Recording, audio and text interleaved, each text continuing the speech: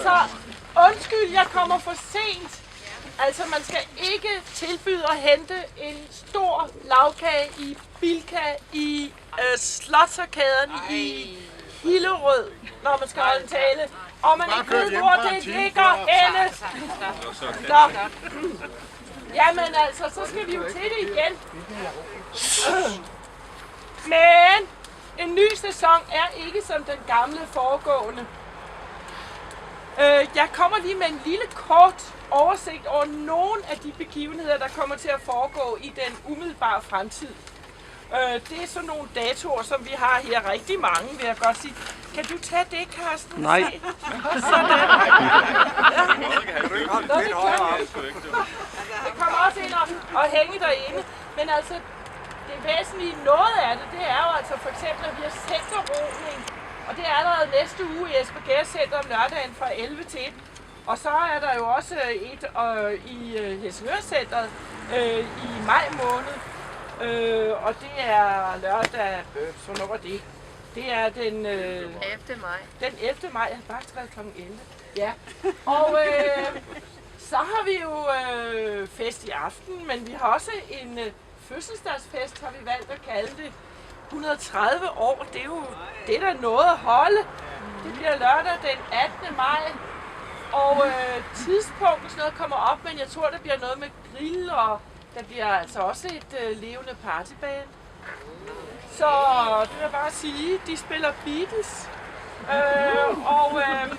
Så har jeg lige fået en aftale om, at vi skal være med til indvielse af Kulturhavnen, tror jeg, vi kan kalde den. Det er den 25. Det er også skrevet forkert. Den 25. maj. Og det er fra kl. 12 til 15. Jeg har en vision om at få fat i en grønlandsk konebåd. Og at bemande den med roer og så biver som styrmand. Og en singleskolder ved siden eller sådan noget. Og hvorfor en konebåd? Jo, fordi det startede jo sådan. Ikke det der med roning. Nå, jeg kan høre, jeg har ikke den helt store tidsslutning. Den er også svær. Det er det med biver, ja. For vi har jo samtidig nemlig, faktisk, det er også svært med biver, fordi vi har samtidig kaninerne her i roklubben, hvor der er et rokursus. Men udover det, så har vi jo sådan set brug for hjælp. Og på opslaget, når jeg engang får rettet det, kan I så se, hvem I skal henvende jer til. Det har jeg skrevet i parentes. Anja tager meget gerne imod hjælp til det der reklameindslag. Mikko vil meget gerne have hjælp til kanindræberkurset. Og jeg vil meget gerne have hjælp til Kulturhavnen. Men nu skal vi så fejre 3 jubilarer. Og det er Ole Rømer, som blev indmeldt den 1.4.1948. 65 år i tjeneste.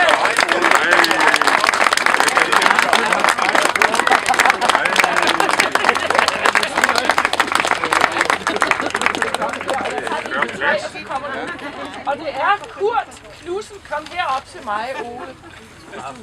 Kan gå sådan.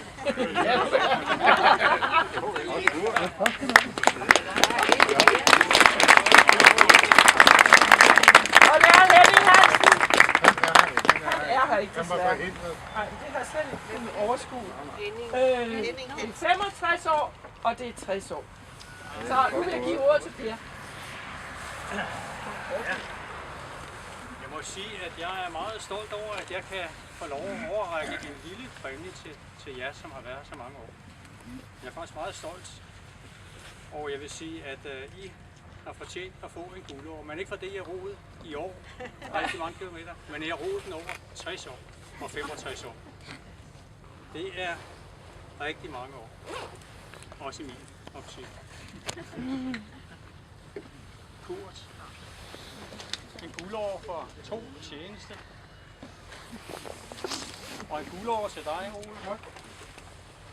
Og Det er den, de helst vil have.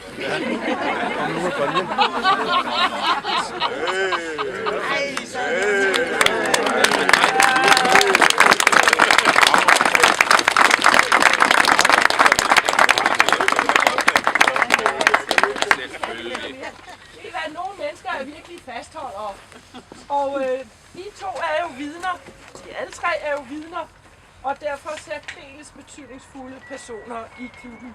Lad os give dem 3 lange hurraer og suset for Øresund. De længe leve! Hurra! Hurra! Hurra! Det sidste hjælper ikke.